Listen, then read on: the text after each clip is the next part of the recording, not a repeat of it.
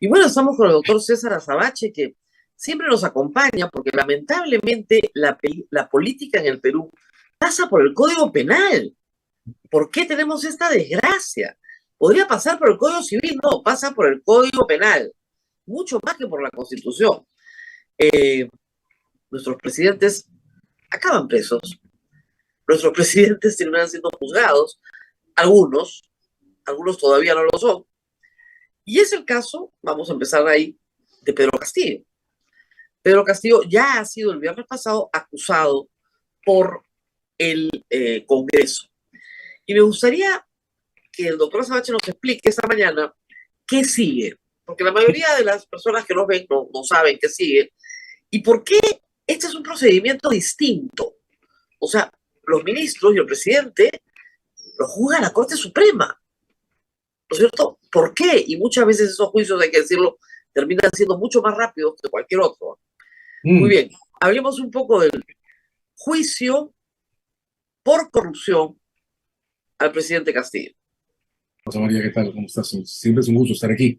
A ver, sí respaldo esa idea en punto a que un penalista hablando del país es una mala noticia, ¿no? Es una pésima noticia. La ética del castigo prevalece y, por desgracia, los sistemas vinculados al castigo están en la lista de los pocos que funcionan. Castillo, pero Castillo. En general, estuvimos juntos, además, el día del El día del golpe de golpe. Estado. En general, creo que no fue un error detenerlos, estuvo muy bien. Creo que fue un error concentrar las consecuencias de la detención en el caso sobre el golpe de Estado. Que está justificado, la Corte Suprema ya lo dijo, hay que discutir ese golpe de Estado, pero a todos nos quedó claro ese día que Castillo hizo lo que quiso hacer y se intentó fugar por el caso de corrupción.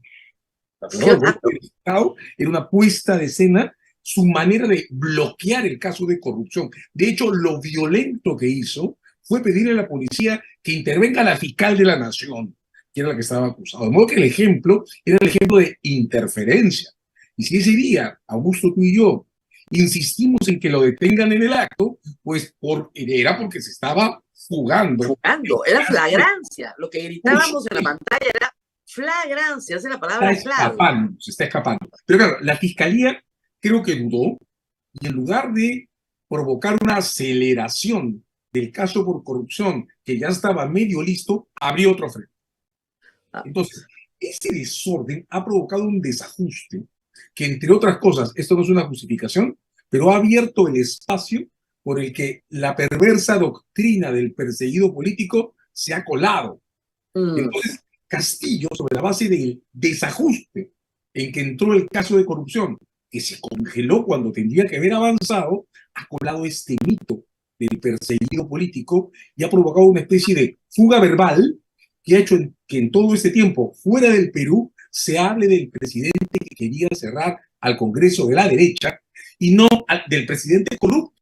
Entonces, ah, de varias maneras, toda presión que se ha podido hacer para que el Congreso entre en razón y le devuelva la velocidad al caso por corrupción, tiene por objeto nivelar la descripción de los hechos frente a una comunidad internacional que, más allá de sus perversiones, que creo que las hay, está filtrándose por una rendija que dejamos abierta. ¿Y eso por qué? Hay que proteger el caso contra Castillo, Rosa María. Si no se logra la nivelación, los Zaffaroni y los demás, era profesor Zaffaroni, pero al final del día alineado con esta correlación que está distorsionando las cosas desde esta llamada nueva izquierda del siglo XXI, van a terminar provocando una confusión que puede generar un colapso en nuestras relaciones con la Comisión Interamericana o la Corte por una cautelar que no vamos a querer cumplir. Antes que eso pase y antes de meternos en un lío internacional innecesario, mejor poner las cosas al día y representar en un proceso judicial en forma los cargos por corrupción que se nos han quedado congelados. claro. Ahora, acá hay varios planos, y qué bueno que mencionas a Zaffaroni. Zaffaroni es un buen profesor de Derecho, con muchas Ese es un gran juez. publicaciones.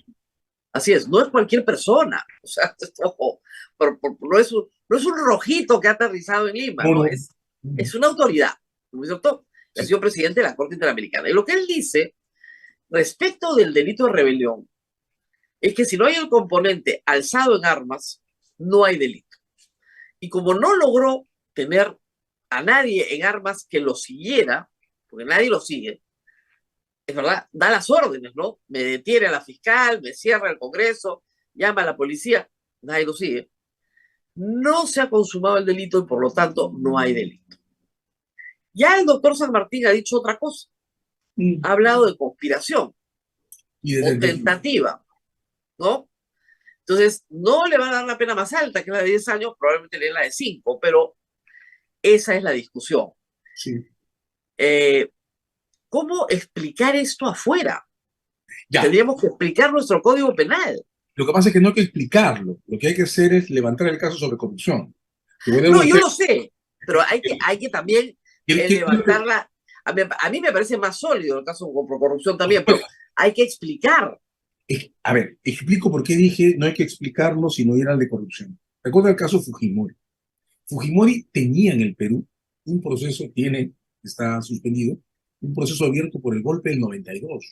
Claro. Ok, Fujimori dijo exactamente lo mismo, como calco y copia, o digamos, quien copió fue Castillo, ¿no? El caso por el golpe del 92, Rosa María, nunca fue propuesto a la Corte Suprema chilena para la No. extradición de Fujimori. Y no fue propuesto no solo porque Pinochet era un dictador y porque en Chile hay mucha derecha y todo esto. No fue propuesto porque con gran criterio, la decisión fue de Maldonado, Antonio Maldonado, un gran defensor de derechos humanos, ¿eh? Un abogado Ah, totalmente indiscutible en perspectiva crítica sobre los derechos humanos. Fue de él y de Echeverry, uno de los mejores abogados de la historia de los 80 y 90 en Chile. La razón por la que no lo propusieron fue porque los casos sobre golpes de Estado están fuertemente afectados por algo que se llama la cláusula republicana. Es decir, los golpes de Estado son usualmente susceptibles de ser reconocidos dentro de un país, pero fuera de un país, los valores que comprometen la estructura del golpe se distorsionan. Por ejemplo, si alguien intentara derrocar a el presidente de Venezuela, a nosotros no nos parecería un golpe de Estado, nos parecería una ah, reivindicación de la democracia. Si alguien intentara derrocar a Ortega, para nosotros sería digno de una medalla al ah. buen comportamiento. Un Bien, demócrata, un claro. demócrata. Entonces, si determinados sectores, en sus distorsiones, los de la nueva izquierda del siglo XXI, así se llaman, ¿verdad? Se les dice que Pedro Castillo, un maestro rural, quiso derrocar al Congreso dominado por la derecha, y se le muestran los videos de las cosas que dice el Congreso de la derecha, pues fuera van a decir, bueno, desde el punto de vista internacional, eso no se puede castigar como un golpe de Estado. Entonces, la regla misma del golpe de Estado está sujeta a ese tipo de vaivenes.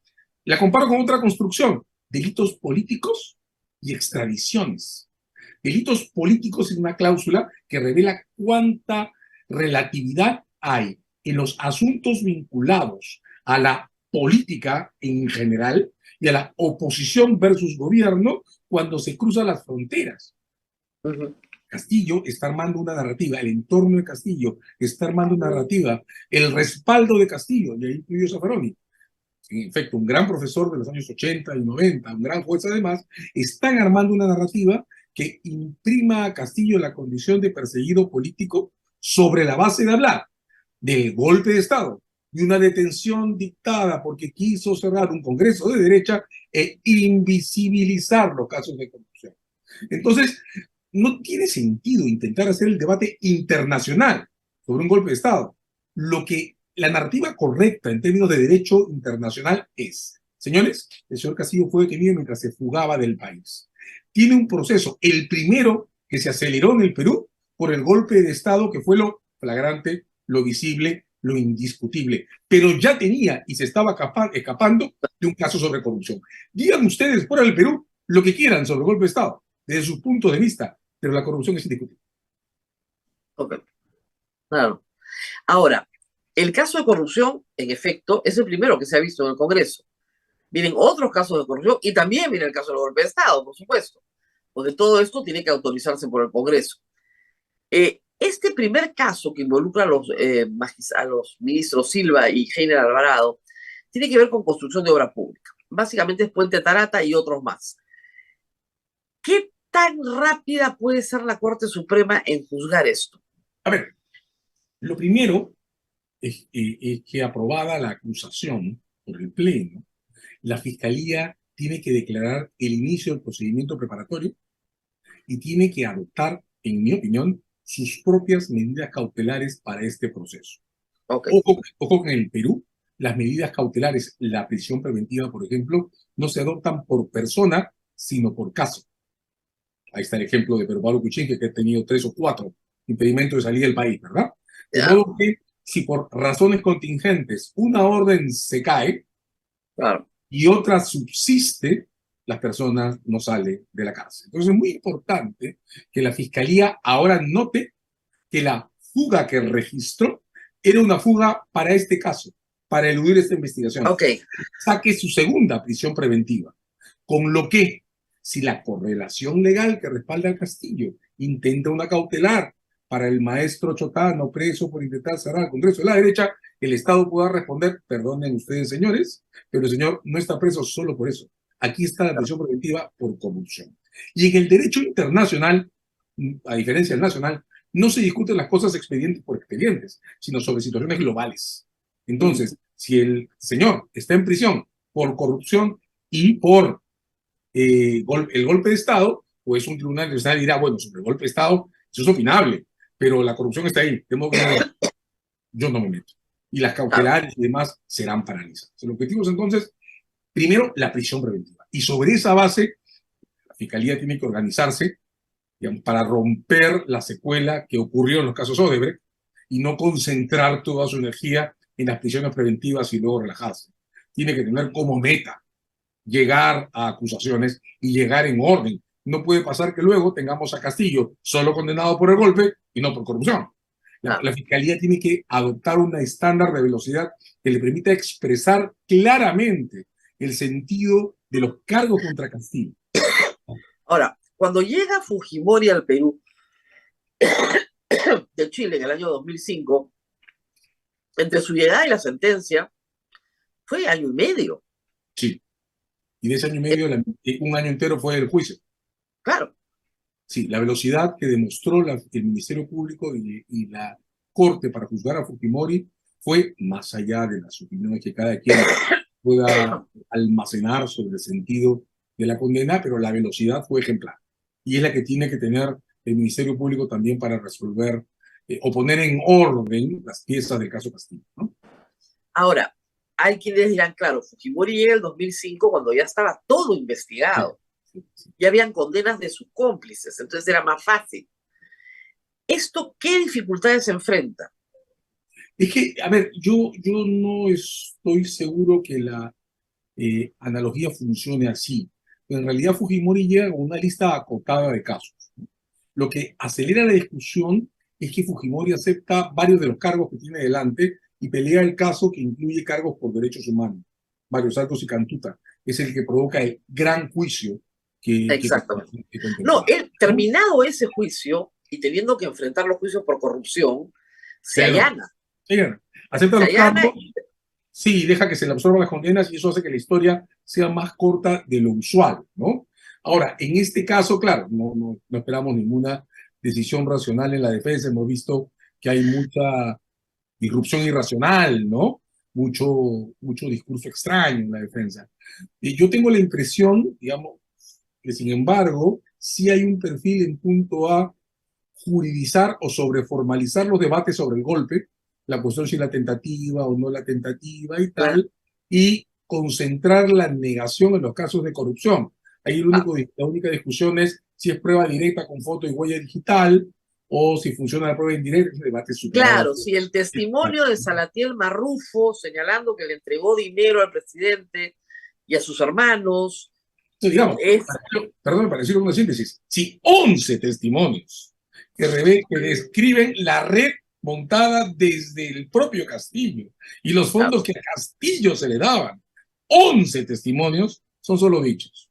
Digamos, no dejemos de notar, Rosa María, la enorme carga de desprecio que hay sobre las personas cuando alguien pretende que un testigo es solo un dicho, ¿no? O sea, digamos, claro, esa frase viene de la colonia para nosotros, Un no somos testigo no es testigos. testigo, eso es lo que siempre se ha dicho, Claro, ¿no? eso era el código de la Inquisición, ¿no es cierto? O sea, el Claro, un código testigo necesita colonial, dos testigos. claro, claro, o el de la prueba tasada que numeraba, ¿no? Y además, digamos, ya no se recuerda, pero incluso en las prácticas coloniales el valor dependía de a qué casta pertenecía, ¿no? Entonces, fuertemente despreciativa esa idea conforme a la cual el testimonio de una persona no vale igual que un papel, salta de ahí. Claro, yo Pero, lo sé, perdón, solo para cerrar la idea, pero en este caso no claro, es uno, son 11, además, claro, son 11. pero sí, sí se puede decir, los que me acusan, y eso es algo que usa mucho la defensa, todos son delincuentes, ¿ah?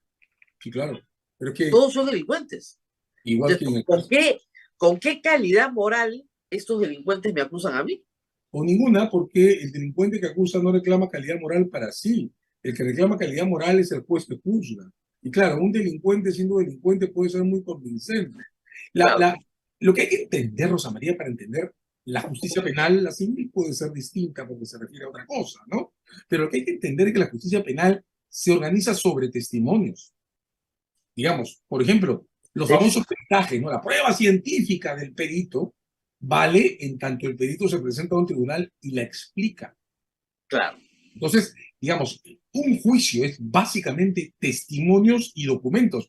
Y los documentos, si el autor del papel no puede hablar por alguna razón, o los documentos para confrontarle que lo firmó. La justicia penal es una justicia de personas que tienen historias y que las cuentan. Y el Bueno, sí, tribunal, o sea, siempre se nos ha enseñado, ¿no? La oralidad es central. Si claro, no hablas, si no hablas, no existes en términos de justicia penal. Y lo que hay que decir es que, digamos, tal vez haya que empezar a contarlo de esta manera. La justicia penal se construye sobre testimonios. De modo que seguir insistiendo en que es solo el dicho de alguien es una muestra de desprecio total. Cuando hay el dicho de alguien, lo que adquiere la fiscalía es el derecho a llevar a ese alguien a un tribunal y ver si nos convence. Y lo que claro, adquiere la defensa es la carga de poder contrainterrogarlo y hacer que nos deje de convencer. Pero el testimonio no es la fuente, no es malo, bebe alcohol, toma drogas, o claro. se drogaba, lo que sea. No, el testimonio es una pieza que tenemos que escuchar a ver si nos convence. Y aquí hay 11, Rosana, 11 testimonios. Así yo no los había contado. 11 testimonios que coinciden, que concurren en los aspectos concurren en la centrales, organización de la red. se diferencian en los periféricos. Y en algunos Claro, casos los periféricos incluyen cosas que podrían no ser ciertas, pero concurren en lo central. Entonces, digamos, la presunción de inocencia es como un torneo, ¿no? Comienza todos en la línea, pero el jugador de la defensa tiene una ventaja, pues la fiscalía tiene que tirar la yarda más lejos que él, claro, ¿cierto? Bueno, aquí la claro. yarda se tiró hace rato.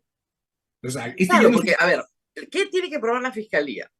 La fiscalía en el caso tiene que probar que Pedro Castillo es el líder de una organización criminal que se organiza dentro del Estado peruano muy rápidamente, apenas llegan al poder, para obtener beneficios económicos en contratos de obra pública. Eso es. Y lo que tiene que mostrar la fiscalía es que contra el mito, los casos de organizaciones criminales que penetran el Estado no se prueban por órdenes escritas o memorandos. No, Se prueban a partir del momento que queda claro que quien puede desmontarlas sabe que existen y no hace nada al respecto. ¿De acuerdo? La claro. omisión en este tipo de asuntos vale tanto como la orden escrita. De modo que la pregunta concreta, Castillo, es, ¿y usted qué hizo, eh? ¿En Claro, porque serio? bastaría, digamos, para un nivel de probanza básico, probar que tales beneficiados existieron y así se han presentado. Los que se han beneficiado de contratos, Espino, otros han dicho, sí, señor, efectivamente, yo confieso, me beneficié, muy bien. Y que esta información la manejaban los ministros. Basta con que Castillo no haya removido nunca a los ministros, porque nunca los removió, para probar su aquiescencia con la conducta de los ministros. Claro, la secuencia correcta es ministros, secretario general, Claro, denuncias públicas, cero reacciones. Entonces, digamos, hay dos esquemas para probar estas cosas. Cuando hay órdenes escritas, que no son los casos frecuentes, son los claro, casos históricos del pasado, de la Alemania nazi y tal, entonces pruebo las órdenes y las encuentro, ¿no? Cuando no las hay, pruebo el comportamiento a partir del segundo evento de la cadena sistemática. Es decir, vamos a ponerlo con un ejemplo cotidiano. Están robando en este momento, estás en tu casa, en la cochera de tu casa. Bueno, si ocurre un robo, probablemente no te hayas dado cuenta.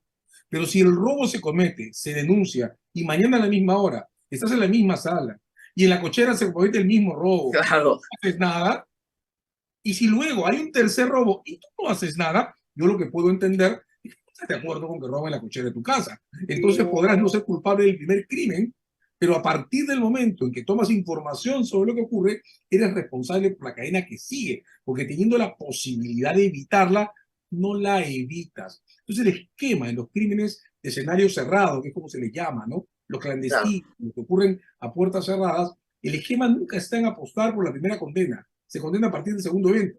Y nunca están claro, porque, a apostar por la orden escrita, están a apostar por la omisión en la reacción, el claro, por incumplimiento ejemplo, del deber de evitar lo que está pasando. claro, en el caso de la Cantuta y Barrios Altos, una de las pruebas más, digamos, contundentes fueron las felicitaciones y ascensos al Grupo Colina a un presidente que ya sabía que habían muerto los Cantuta y Barrios Altos, que se hace con posterioridad a los crímenes. Sí, claro, e incluso mira, la crítica más ácida y más inteligente que he encontrado a la sentencia del caso Cantuta y Barrios Altos fue publicada por Gonzalo Segarra en Semana Económica. Y Gonzalo criticaba en ese comentario la diferencia entre la prueba usada para Montesinos en el caso Colina, guión Barrios Altos, y la Claro, usada para Fujimori en el caso Colina, guión Barrios Altos. Y Gonzalo decía que a Montesinos se le había encontrado mucho más dominio del sí, Colina que a Fujimori, y mi respuesta siempre ha sido, claro, en el caso de Barrios Altos, en el caso Cantuta es diferente. Porque, claro, claro, uno podría, y yo de hecho, lo he dicho por escrito, yo de hecho he admitido que en noviembre del 91, antes del golpe, cuando todavía Sánchez Salvadera estaba en energía de mina y Gloria Helfer en educación, Fujimori podría no haber planeado Barrios Altos, así es. pero lo encubrió. Y después de encubrir Barrios Altos, es imposible negar la responsabilidad en Cantuta y en Pativilca, porque, Claro. entre comillas, ya sabía qué estaba pasando. Y por eso la gran pregunta de la fiscalía en el caso Fujimori fue: ¿usted se enteró de lo que estaba pasando? Todos lo sabíamos. ¿Qué hizo? ¿Qué hizo? Entonces, digamos, incluso para quienes discuten la responsabilidad de Fujimori, no pueden negar que después de Barrios Altos, su posición como dominador de la escena y el deber de evitar que eso siga ocurriendo existía. Y quien quiera negar la responsabilidad de Fujimori no podrá hacerlo por Cantuta.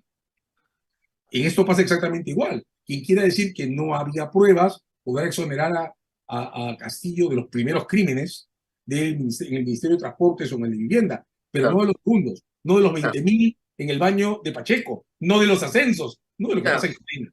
exactamente. Bueno, vamos a parar acá 30 segundos y regresamos al toque porque hay otros hechos penales que nos interesan.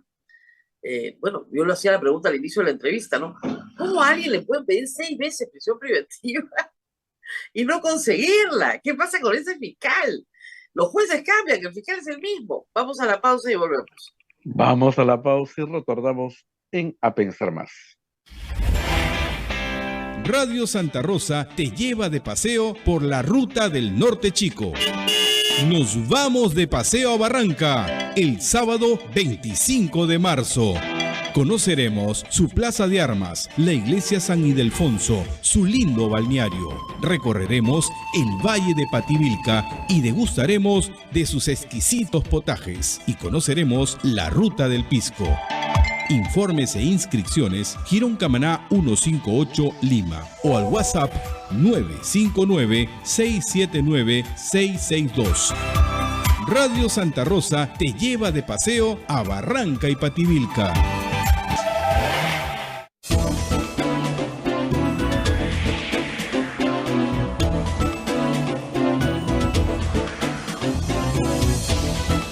Continuamos con A Pensar Más desde Radio Santa Rosa. Rosa María se encuentra conversando con el doctor César Azabache. Adelante, por favor. Bueno, acaba de informar la Fiscalía justamente en este instante que ya formalizó la investigación preparatoria contra Pedro Castillo.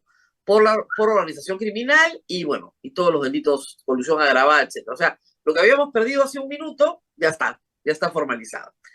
Ahora vamos al tema de la prisión preventiva de Vladimir Cerrón. Algo ha cambiado en el sistema de justicia porque hasta hace 4 o 5 años las prisiones preventivas se dispensaban así como que, ¿no? Le da un mejoralito a la fiscalía y dice, toma tu prisión preventiva. Pero aparentemente, con Vladimir Cerrón, se ha solicitado 6 veces prisión preventiva y los jueces, distintos jueces, no la conceden. ¿Qué está pasando aquí? A ver, varias cosas, ¿no? Primero,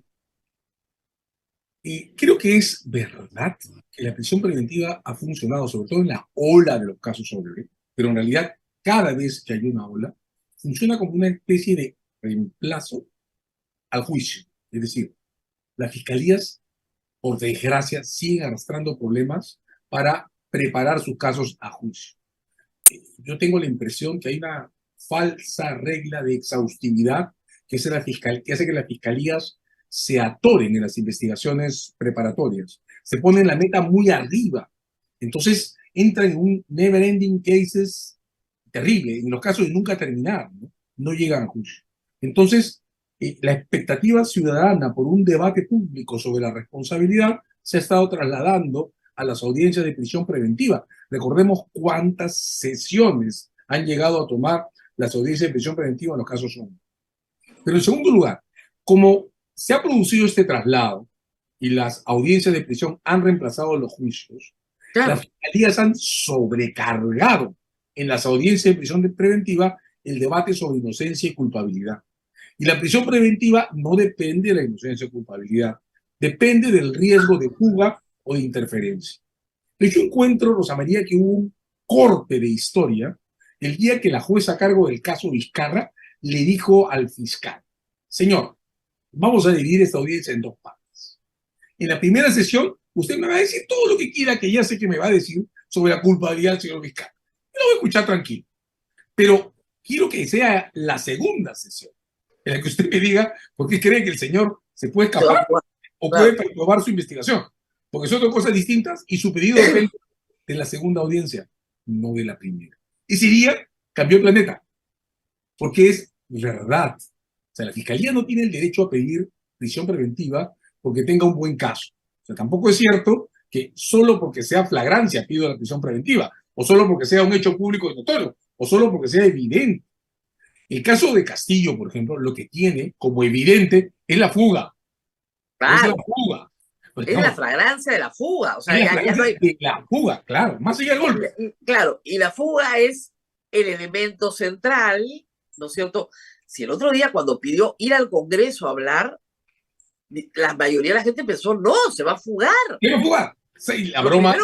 O sea, su riesgo de fuga es muy evidente. Es muy alto. De hecho, en un programa de comedia política, alguien que, imitándolo dijo: llévenme al Congreso, pero hagan la sesión mejor, no en el Congreso, sino cerca de la Embajada de México. Claro, háganla en la Embajada de México, ahí les respondo a las preguntitas. El ejemplo es importante porque muestra que el factor para la prisión preventiva es la fuga. O sea, en teoría, la posibilidad de pedir prisión preventiva no debe reemplazar la necesidad de denunciar un juicio, ¿no? Porque es el juicio el espacio en el que hay que discutir, culpabilidad. De hecho, lo que la ley pide es que haya un buen caso y a partir de ahí que discutamos fuga, no que discutamos el caso, ¿no? Cuando eso se ha roto, pues ahora los juzgados, creo, es mi impresión, han aprendido a exigir un debate sobre la fuga o la posibilidad de alterar la evidencia. Y si la fiscalía no llena ese estándar y sigue intentando refugiarse, creo que eso es lo que está pasando en los casos Cerrón, sigue intentando refugiarse en la prueba de fondo, pues el resultado que obtienen es una desestimación. Claro, porque, a ver, digamos, siendo justos, tenemos varios casos, digamos, notorios, emblemáticos de expresidentes que han estado presos por las puras, ¿no? Porque Ollanta ha estado preso 10 meses en el 2017. Estamos en 2023 y no se le condena todavía, ni nada. Y si recuerdas, cuando discutimos, que lo hemos hecho en tu programa, los casos Fujimori y Humala, lo que decíamos ambos era que la mejor manera de resolver las discusiones sobre la prisión preventiva era acusarles pronto. Claro, acusen de una vez. De hecho, la broma que hacíamos ambos, coincidíamos en esto, era, si la fiscalía usa tanto tiempo para probar culpabilidad, ¿por qué no acusa de una buena vez? Y de hecho, lo que decíamos era, si lo acusan pronto, el Constitucional ya no se va a meter con la prisión preventiva, porque va a haber un juicio instaurado.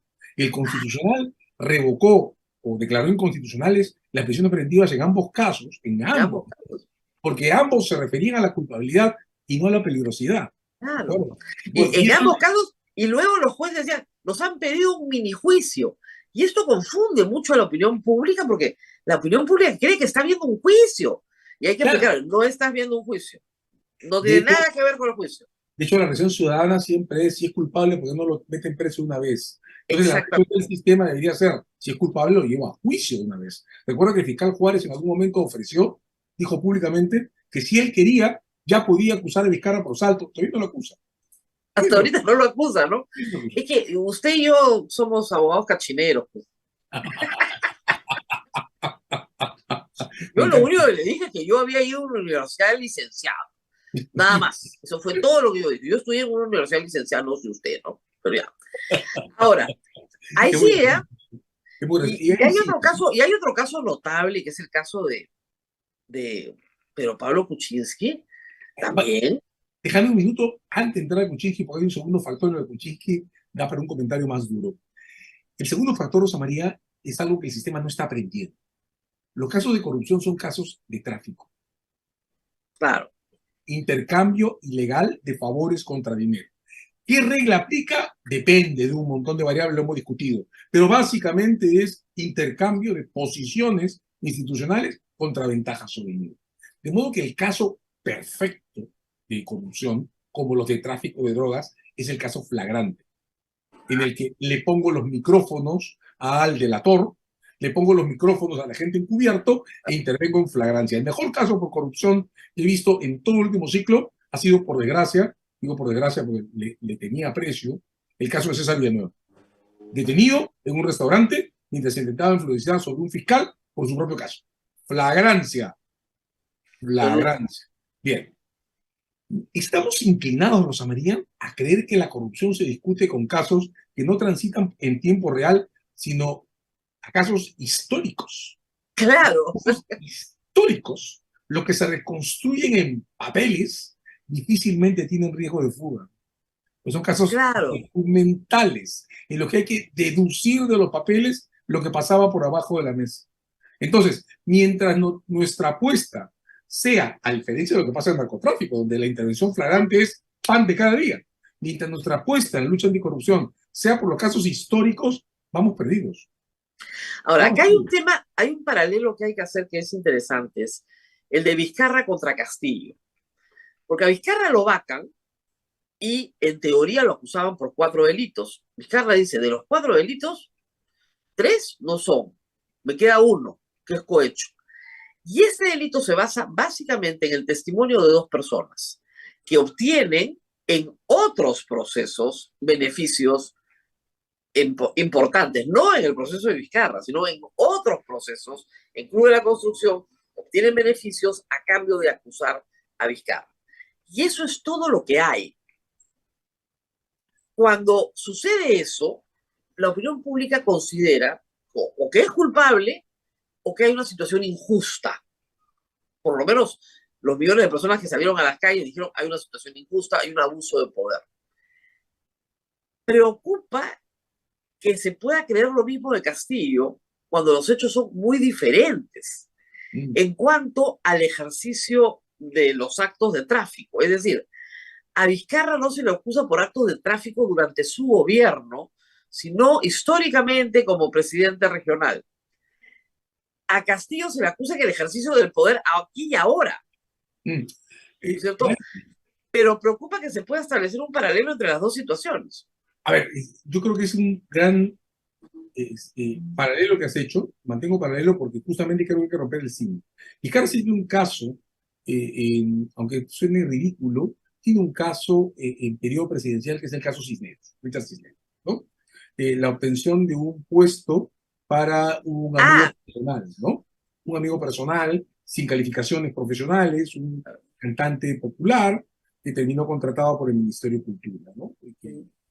Ahí hay un caso, claro, Bueno, no es un pero es que, caso de un gran pero soborno, pero es un caso en César, que si eso es un caso, en el caso de Castillo tenemos a todas sus ese es amigos mi punto. personas, Ese es mi punto. Vizcarra tiene un caso presidencial y Castillo los tiene todos. Los todos, tiene todos, ¿no? Entonces, claro, la cuestión todos son compleja, sus amigos. todos son de Zarratea para adelante en la historia de Castillo, Claro, o sea, mientras que la historia de Vizcarra tiene un hipo extrañísimo, casi diría grosero, en el caso de Richard Castillo, ¿no? Y claro, sí, comparto contigo el caso por el que el fiscal Juárez dijo que podía hacer acusación por salto, sin esperar más tiempo, lo dijo hace 2 años y medio, es el caso de estos delatores que describen la recepción de sobres en una casa privada y reconstruyen la casa y cuentan cómo es. Y claro, ese claro, caso puede depender de que esos delatores vayan a juicio y nos convenzan, ¿no? Nos claro. convenzan.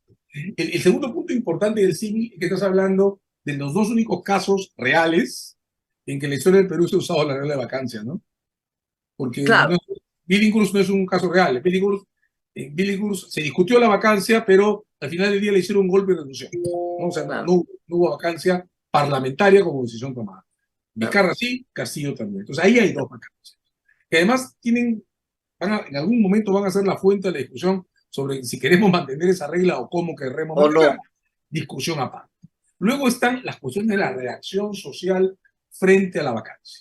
Yo no estoy seguro, nunca he admitido que las movilizaciones de noviembre del 20 sean o hayan sido movilizaciones a favor de Vizcarra. Creo que No, eran no, no, eran movilizaciones contra el Congreso, contra Merino y contra el Congreso, ¿no? Y contra el Congreso. ahí se produce una decisión en la que quiero reparar, Rosa María, porque también ahora hay un sector fuerte de personas movilizadas. Lo que ocurre es que, claro, nadie está haciendo las escisiones de las capas que tiene la Claro, movilización, pero hay un sector, percibo, fuerte de personas movilizadas que no están movilizadas por Castillo. Hay un, claro. hay un Hay un grupo de grupo que personas que sí y un sí, grupo que no. hay un grupo que sí, porque, digamos, negar que el partido magisterial existe sería absurdo, negar que el trabajo político de Torres y Castillo, controlando prefecturas y armando relaciones clientelares alrededor existe, sería absurdo. Hay una movilización que existe, yo no puedo calcular el porcentaje, creo que es minoritaria, directamente activada a favor de Castillo, pero hay una capa importante de población que se está moviendo a consecuencia de la crisis, pero no a favor de Castillo. Claro, Por eso, si notas, claro. esto lo decía Pasombrío, lo decía también Ricardo Uceda, lo ha dicho muchos Sí, sí, sí, eso es observadores, clarísimo. la consigna liberen a Castillo ha ido bajando, conforme la No, y en las movilización. encuestas lo ves claramente. O sea, una cosa es que se vaya Dina Boluarte y otra cosa es que repongan a Castillo. Tal cual, y la consigna que se vaya a ir a Boluarte ha empezado a subir alrededor de las muertes. Entonces, claro, hay paralelos que marcan las diferencias entre ambas cosas. Entonces, al final del día, creo que ambos casos comparten la necesidad de debates en juicio. Ahora, hablando de juicios futuros, 48 muertes, digamos, en actos de represión de la policía y las Fuerzas Armadas, no es algo que uno pueda justificar en simplemente un enfrentamiento, ¿no? No, de hecho, porque, a ver, por ejemplo, yo he estado mirando con cuidado los trabajos que está haciendo Ojo Público, ¿no?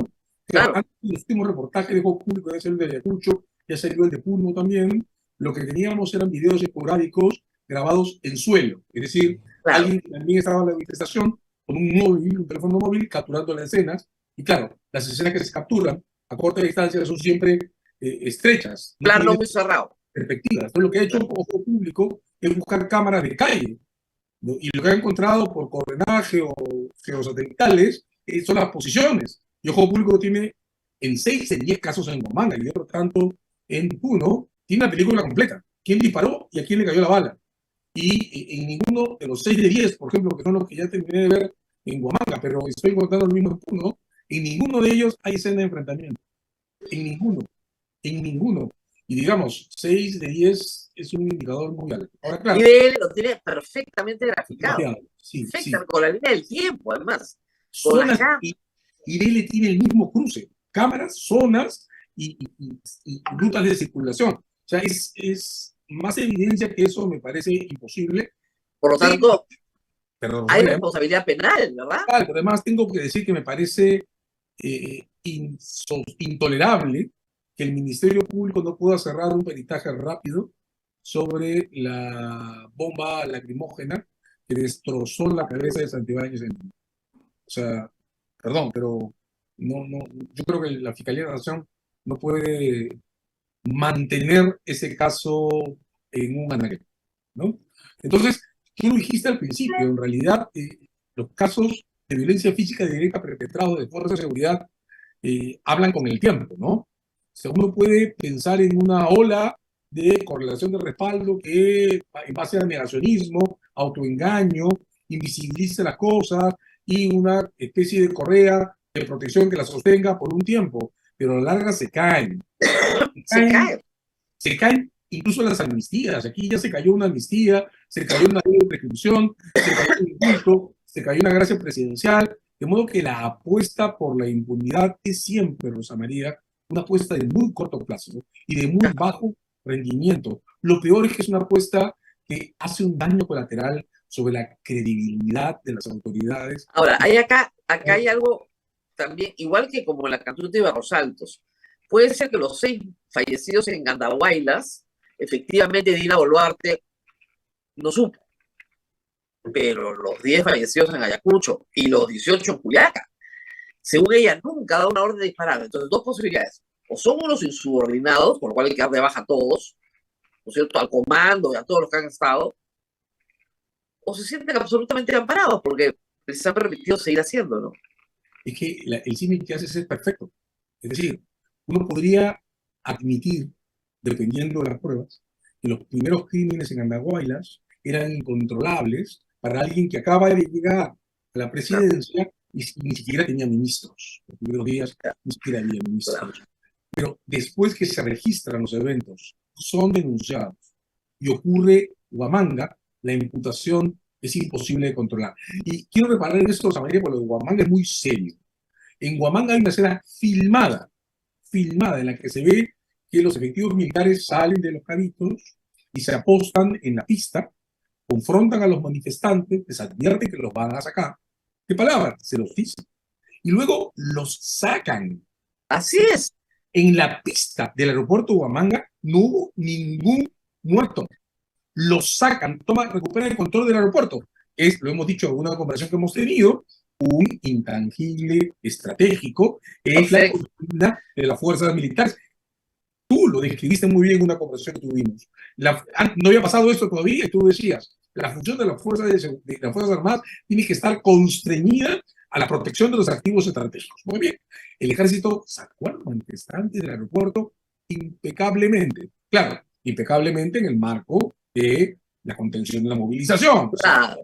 Bomba lacrimógena. Bomba lacrimógena, digamos, fuerza de arrime, fuerza de empuje y fuera del aeropuerto.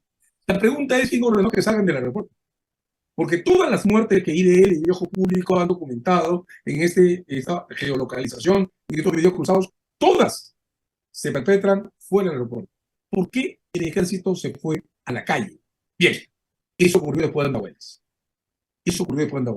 De modo que las muertes de Huamanga, como las de Puno, son crímenes evitables, y la de Arequipa, ¿no? Son crímenes evitables. ¿Y eso qué supone? Un defecto, o sea, falta, en tanto déficit, de protocolos claros de contención o de autocontrol en el uso de la fuerza física. El disparo de Lima, grabado claramente, es la mejor evidencia de eso. Y claro, eso es un caso en el que, por lo menos, si no órdenes, Antonio Maldonado sostiene, lo he dicho, una conversación que publiqué, que es demasiado para que no haya sido ordenada. Pero en cualquier caso, si la orden no se encuentra, aquí hay una clara omisión en el deber de evitar lo que ha sucedido. Y eso es suficiente para fines penales. Yo también creo que hay un caso penal muy sólido contra los ministros involucrados y contra la presidencia de la República. Tan es así que varios ministros han tenido que renunciar en el camino, porque no quieren ser parte de esto en un Consejo de Ministros.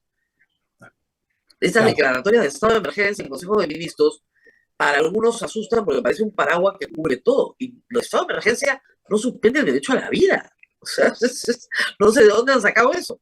Sí. Bueno, regresemos, antes de despedirnos, una palabra final. Se nos había quedado Kuczynski en el camino.